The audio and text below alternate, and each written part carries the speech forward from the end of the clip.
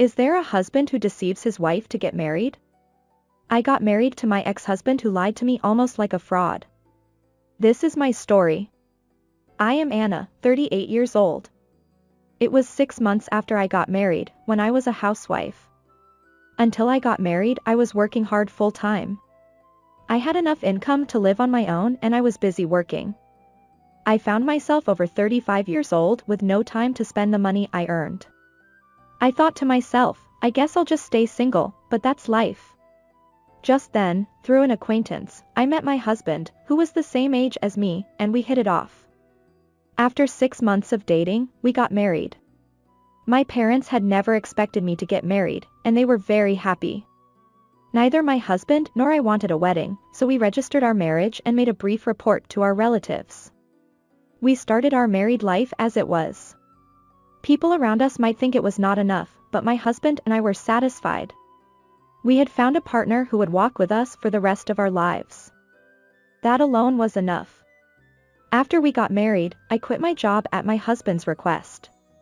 My husband was the type of person who wanted his wife to focus on the house after marriage. I think this was partly because my husband was a hard worker. My parents both worked. So when I came home, there was no one to greet me. That's why I want you to stay home as much as possible. He asked me to stay home as much as possible. But I had a question. But would your parents understand? Would my parents-in-law, who both worked, understand a stay-at-home mom? As a married wife, I want to support my husband. However, I was worried because I heard that there are some people in the world who think that full-time housewives are parasites and money-eaters. However, my parents-in-law were rather positive about my husband's opinion. I would appreciate it if you could support my son as a full-time housewife. That's true, Father. We'll be safe now. She welcomed me warmly. I was so relieved by her kind smile. At the time, I had no way of knowing what they had in mind. After I joined the family, I quit my job. I have no regrets about the job I have had for nearly 15 years since graduating from college. I had made up my mind to live for my husband from now on. A short time after the marriage, my husband was confronted by his father-in-law. Are you guys interested in building a house? What's going on all of a sudden, Dad? Actually, my father-in-law had inherited the land from his own father, who had passed away. However, he did not use it for anything and left it unattended for a long time. So, he asked us to build a house when we got married. He said we can save the cost of the land. We can save money on the land, and if it's just a building, the loan won't be that difficult. My husband nodded at his father's words. I guess that's true. A house, huh? I'm the head of the family now that I'm married. Saying such things, he was eager to talk about his father's story. He said he would take it home and think about it, and we decided to discuss it again as a couple. I am a stay-at-home wife and have no income right now. My husband's salary is not very high. We barely make enough money to live on. But if we don't have to pay for the land, we might be able to pay the mortgage. Besides, I have a good amount of savings from my 15 years of work. Then I made a suggestion. If you want, why don't you put down a larger down payment? Isn't that better than taking out a big loan?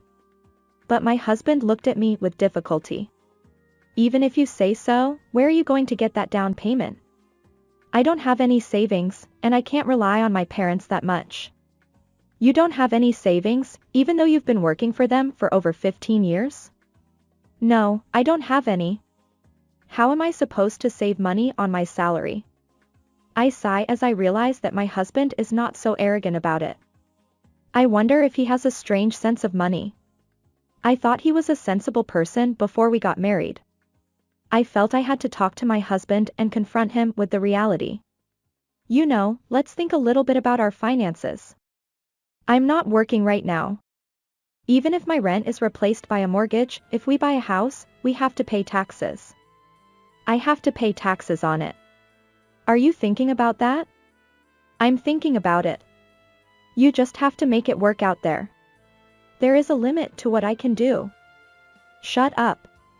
Why did you become a housewife? To support me, right? I flinched for a moment when he said that. It is true that it is an important part of a wife's job to keep the family finances in check and make ends meet. It's true, but building a house without any savings? If you're going to say that, have you been saving money? I was surprised to hear my husband's words. Of course I did. At that moment, I saw his eyes light up. I felt like I had been set up, but by the time I realized it, it was too late. What, you have your money? What are you so worried about? It is true that I have nearly $100,000 in savings. But I was somewhat hesitant to use it all to buy a house. I could understand if we were to mutually put an amount together and use it as a down payment on a house. But what about relying on my money from the beginning? Anyway, let's think about the house slowly. First of all, get an estimate. We should first get an estimate and carefully examine whether or not we can get a loan and whether or not it will interfere with our lives. What kind of carefree talk is this? If you have the money, you should build it as soon as possible, right? Don't you trust me? My husband said to me, and I couldn't help but stop talking. I am now distrustful of my husband. We had become husband and wife by trusting each other, but am I doubting him? I felt a little embarrassed to be reminded of this. I am sorry. Just understand. Anyway, you leave the house to me and my father, okay? I could only nod in agreement. And so things proceeded without any input from me in the construction of the house. The most surprising thing was the location of the house. It was right next to my parents-in-law's house. It was true that the lot next to my parents-in-law's house had always been vacant. But I had no idea that it was my father-in-law's land. I could not hide my surprise. I should have told them from the beginning that I did not want to live with my parents-in-law or in the neighborhood next door. I should have also made sure of the location. But when I asked too persistently, my husband would always say, "Do you still have doubts?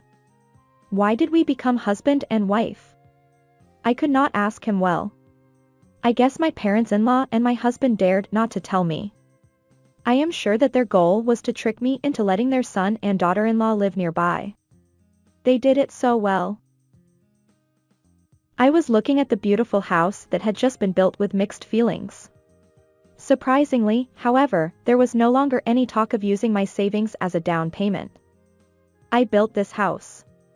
It's in my name and I'm supposed to take out the loan, right? He reported proudly to me. I was relieved that my husband had thought this through, even though I had many things to say. I had miscalculated that the house would be next door to my parents-in-law's house, but we have had a good relationship so far. I thought we would be able to manage. That's what I thought. Hey, we're moving out. It was 1 month after my husband and I moved into our new house that he said to me, "We're moving out? What are you talking about? My parents will live in this house." What? What do you mean? I did not understand it all because he said it so abruptly. This house was built because my husband wanted it. Why would he let his parents-in-law live in this house? Well, this house is too big for the two of us, isn't it? It is true that our 3-bedroom house is too large for the two of us. However, wasn't this a layout based on the idea of having 2 children in the future? Even my husband, looking at our newly built house, said, "Someday, I'd like to live here with a lot of people." My husband looked at my puzzled face. "What are you doing so idly? My father and mother are coming. Clean up." "What the hell do you mean, clean up?" "We're going to take grandma downstairs to the room." By grandmother, I mean my husband's grandmother. My grandmother-in-law, who is almost 90 years old, is in poor health and can no longer walk by herself. My parents-in-law are taking care of her at their home while hiring someone to take care of her. Wait a minute, does that mean father-in-law and the other 3 are coming to this house? Yes. Why are you making such a decision on your own? This is my house. Why do I need your permission to decide? Because we are a couple. I felt anger welling up inside me. He is too selfish. How self-centered could this man be? Besides, if you put it that way, it's too broad, even for your mother and father-in-law. I replied to my husband exactly as he had said it. I think 3 bedrooms for my elderly grandmother-in-law and my parents-in-law is too big. That's also true. Then, let's live together with 5 people. What? My husband's incomprehensible words made my head spin. Because you said it is too big. Then, you would be satisfied if the 5 of us lived together, wouldn't you? I feel like I'm being set up again by my husband. How many times had this man deceived me? Anyway, I'm the head of the household and I've made the decision. You just have to shut up and obey me. And I'll ask you to take care of my grandmother. You're a housewife, so it's only natural, right? My husband said that it was a decision and went back to his own parents' house. Then he reappeared, this time with his parents-in-law. Anna, you understand the situation, don't you? Take care of them for her, will you? I'm so glad you're a stay-at-home wife. My mother was right, I was right to make you quit job. The 3 of them were getting awfully excited. At that moment, I realized. I thought to myself, I see. So they had arranged for me to quit my job when we got married. Knowing what they were up to, my anger reached its peak. I realized that they had meant it from the very beginning. You're quitting your job so you can take care of her. Your job from now on is to take care of her. Make sure you do it right. I said no. I refuse flatly, and the 3 of them instantly become quiet and refuse? Who the hell do you think you are? That's my line, isn't it? You've been deceiving me for years. I glared at my husband. But he grinned and offered me something as if it was his trump card. If you don't like it, get a divorce. With that, he threw the completed divorce papers at me. So this was his answer. He thinks that since he's succeeded in getting me to quit job, I can't leave this house. That's not going to happen. I picked up the divorce papers on the floor and said, okay. Let's get a divorce. I quickly filled them out. All 3 of them seemed to have never thought that I would agree to a divorce. They were stunned. What, Anna? I filled out the form as you see it. Now we are divorced. I'm going to submit it to the city office tomorrow. Oh, no, wait a minute. Why did you do it so easily? I took the divorce papers and went upstairs immediately. Since I had become a housewife, I had very little money at my disposal and my personal belongings had dwindled considerably. Sometimes I sold my belongings to make ends meet. I was somewhat afraid to touch my savings. But maybe that was because I had a bad feeling about my marriage to my husband. In fact, my husband and in-laws were trying to use me like a slave. I hated myself for having met some really nasty people.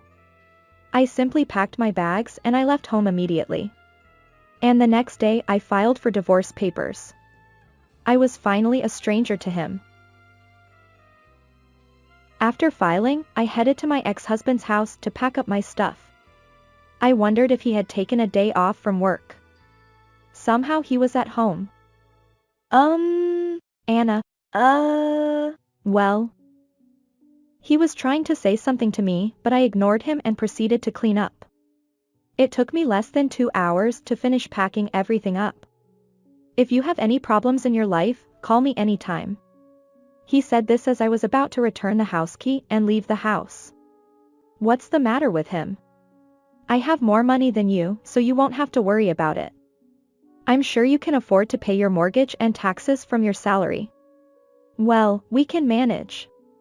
I no longer feel anything at his optimistic words. I am sure that we have always been able to manage. He had no plan, but he had carefully laid a trap for me to fall into. I want to get away from this person as soon as possible. With this one thought in mind, I left home. 3 months later, when I had settled into my new life, I received a phone call. Please help me. Please help me. It was my ex-husband's voice. Oh, no. I should have changed my cell phone number when I got divorced. It couldn't be helped. I suppressed my emotions and answered. Yes, who are you? It's me. Listen to me. I'm really in trouble. He was so flustered that, as expected, I became a little curious. What in the world was going on? I went to the coffee shop he had indicated. For some reason, my parents-in-law were with me. So, what do you want? Please. Please lend me money. My ex-husband was the first to open his mouth, bowing and begging. It wasn't supposed to be like this. I should have been able to pay the loan. It wasn't supposed to be like this. With that, he began to tell me about his situation. The monthly loan payment was 40% of his salary. It looked as if he would be able to make the payments if he lived alone, but that was not the only situation. The company's business had deteriorated, and his salary had dropped significantly. There was no prospect of a bonus. The fact that they had set their bonus payment too high without thinking had proved to be a disadvantage. He said that his in-laws have no savings and that their lives are about to collapse. That's why he came crying to me. He really has no plan. Instead of him being depressed, my father-in-law opens his mouth. You have savings, don't you? If you hadn't divorced, he could have afforded to pay it. Please, can you pay for my son? That's when I understood. My ex-husband must have thought he could live on my savings even if the house loan was tight. Not only him, but my ex-in-laws as well. How much more can they fool me? I was convinced that I did not need to be afraid of them anymore. I refuse. Who would trust those who tried to trick me into living with them and forcing me to take care of them? Who would trust them? Since I was deceived, I should have demanded compensation from them. But I was with them for a while. But I didn't want to be with him even for a moment. I didn't want to be with them for even a moment. You were the one who prepared the divorce papers. I said, and they froze. Did they really think that if I asked them for money, they would give it to me? I will never get involved with you. I then asked them a question. Is your grandmother home today? If my ex-in-laws are here, doesn't that mean my ex-grandmother-in-law is home alone? Yes, well, yes, she is. On a hot day like this, with the temperature this high, with a nearly 90-year-old woman all by herself? Well, that's none of your business. My ex-father-in-law replies with a miffed look on his face. What would happen if you left your grandmother alone knowing that she needed care and she got heat stroke? In some cases, it could be manslaughter. When I mentioned the charges, they were surprised and quickly left the room. I knew that if I got involved with them anymore, I would be in big trouble. I immediately blocked their cell phones, so fortunately, I have not heard from them since then. Rumor has it that both my ex-husband and ex-in-laws are still living in the house. They are isolated from the neighbors because they ask for money from them. He has managed to pay the bills with his meager salary and the pensions of his parents-in-law and grandmother-in-law, but he is getting close to his limit. He says that he is approaching the end of his rope. A neighbor informed us that the ex-husband had been complaining that his wife's departure had made his life difficult. I, on the other hand, have since returned to work. My qualification as a bookkeeper, which I had held since before our marriage, came in handy, and I was hired by a company as an office clerk. It was not a full-time job, but considering my age, I guess it was inevitable. The salary was not a problem for living alone, and I had enough money in savings. It was a good thing that I had saved properly before getting married. Anna, you are always very polite and helpful in your work. Thank you.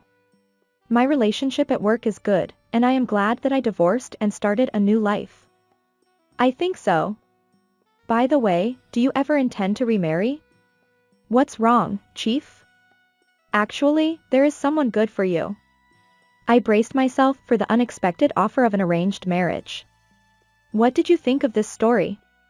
Please subscribe to our channel. See you in the next video.